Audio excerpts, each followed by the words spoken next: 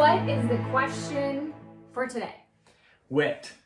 Today's question is, how can I believe I can accomplish something that I have never accomplished before, or worse, that I have failed at repeatedly? Ooh, first of all, I think that's a great question. Second of all, I want to congratulate you for wanting to do something that you've never done, or even better, That you failed at repeatedly.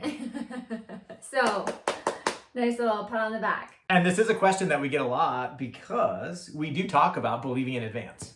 And that you're gonna kind of have this belief that you can do something, and then that's gonna help you motivate the action to do it. But how in the world can you do that if you've never done it before? Well, one of my favorite examples to talk about, because it was probably one of the hardest things that I have done in terms of never done that before, is to stop over drinking. For those of you that have heard that story, I loved wine. Sorry, you're gonna hear it again. You know that I loved wine, and sorry.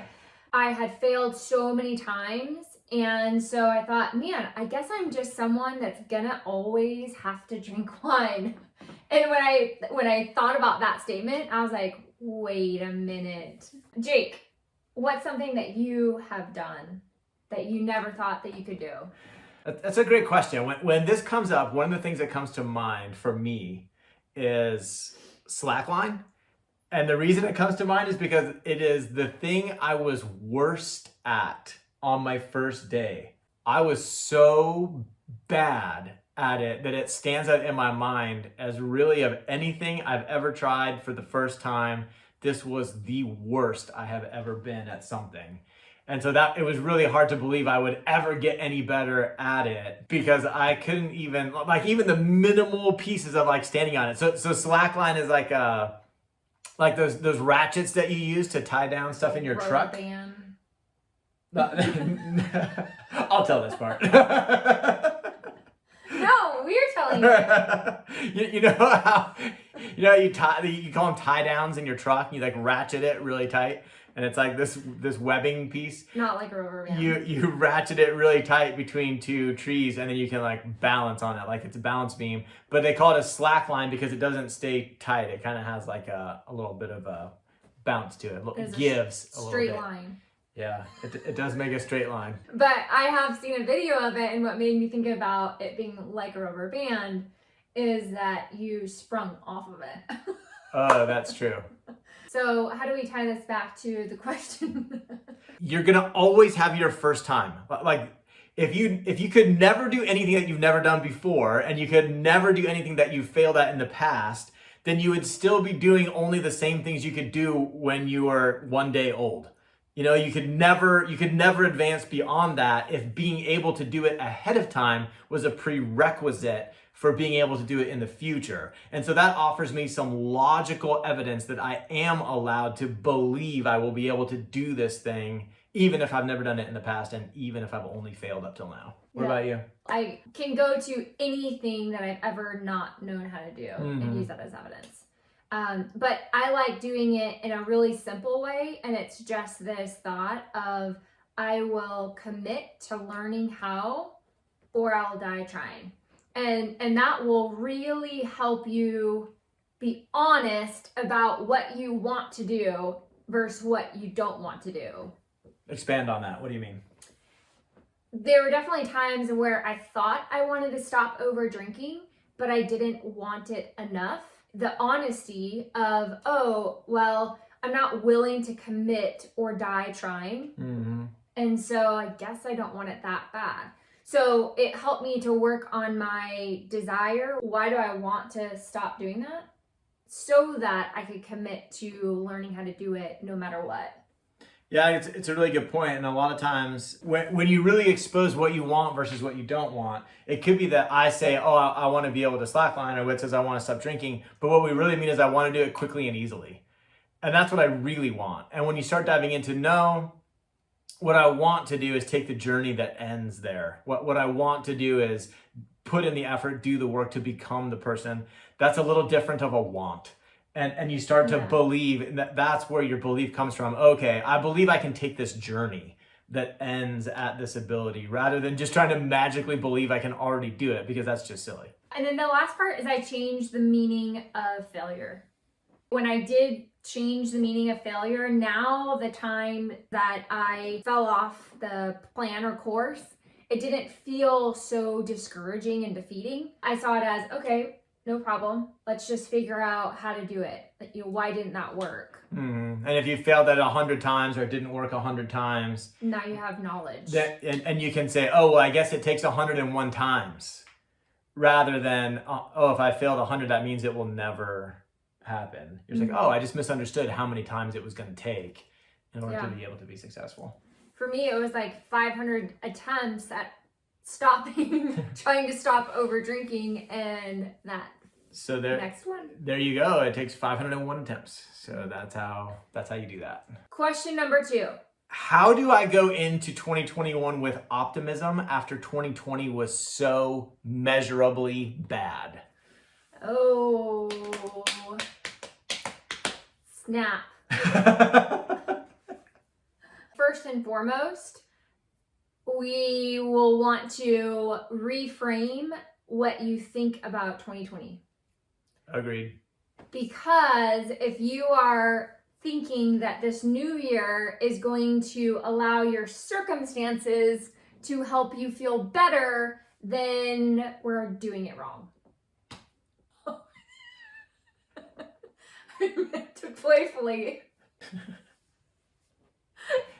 I have a little bit of a cut back here. We forget sometimes. Sorry. That's very sweet of you. It's worth it. I get kisses. I think with this one of the things I like about it is this idea. At the root of the question, what I hear is someone asking, how could I possibly think something positive about something that was so bad? And the trick is to not think it was bad. That this idea that it was bad, that's being accepted right now by the asker of the question as a fact. It's like, well, the fact is it was bad. How could I think it was good? And the truth is that 2020 was neither good nor bad. It just was. It just was exactly what it was. And then our brain filters it and we come up with a decision in our own brains about whether it was good or whether it was bad. Based on what we choose to focus on. There's always, in every season of life, the good and the bad. And so if you're like, Jake and Whit, I lost my job and I wasn't able to pay my bills for several months, how could there be anything good in that? And the whole idea of that is not to positive think your way into a bad thing being good. What are the facts? Like, what's the bare minimum? Just facts, no opinions or judgments. I lost my job. Perfect. Now, how do you want to feel about that? You're really just reframing a series of events as, what is the good that I can look for or expect that came from these events? And also to poke holes in the idea that even if you do want to say that losing your job was bad, if that's the story you want to choose, that doesn't have to make all of 2020 bad. I feel like, hey, some things happened in 2020 that I choose to just stand on, that they were bad. Okay. There's also some things that were good, and even if someone were to say, well, like statistically though, because of COVID, more people died in 2020 than died in 2019, for example. So 2020 has to be bad and 2019 has to be good. But there was still a lot of people, millions of people that died in 2019 and millions of people that died in 2020. So you're kind of putting an arbitrary mark on what makes it good or bad, which is your option. That's your prerogative. However, just to be aware that you're the one putting the mark of what makes it good, what makes it bad, and do you want the mark there? And how do you know if you want that mark? Does it inspire you? Does it encourage you? Does it motivate you? And if the answer is no, no, no, then that story, that frame has to go. Doesn't have to go, but it will best benefit you if it goes. What did you think about 2020? It was awesome. It was our best year, the best year of my life.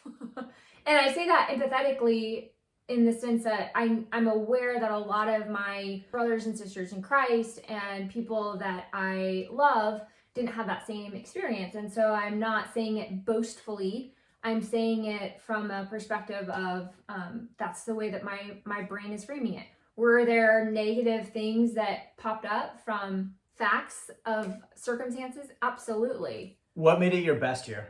I felt the most at peace, and I felt the most joy that I've ever felt in my life. And it had nothing to do with circumstances. I would agree. I would say that 2020 has been the best year of my life so far. And the reason I say that is because my family, Whit and I and my daughter, we connected. 2020 was measurably the best year of our lives together.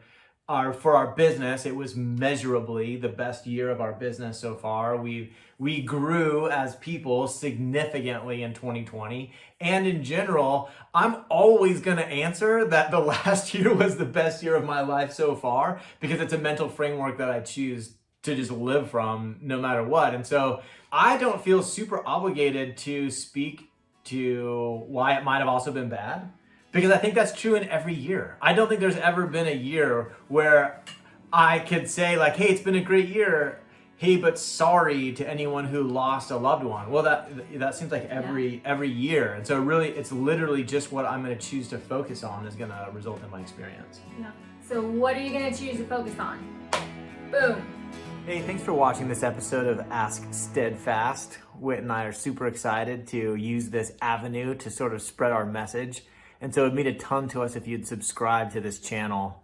Additionally, if you have any questions you'd like to see addressed in future episodes, whether serious or funny, we'd love to see those in the comments. So leave that in the comment below, and we'll see you in the next one.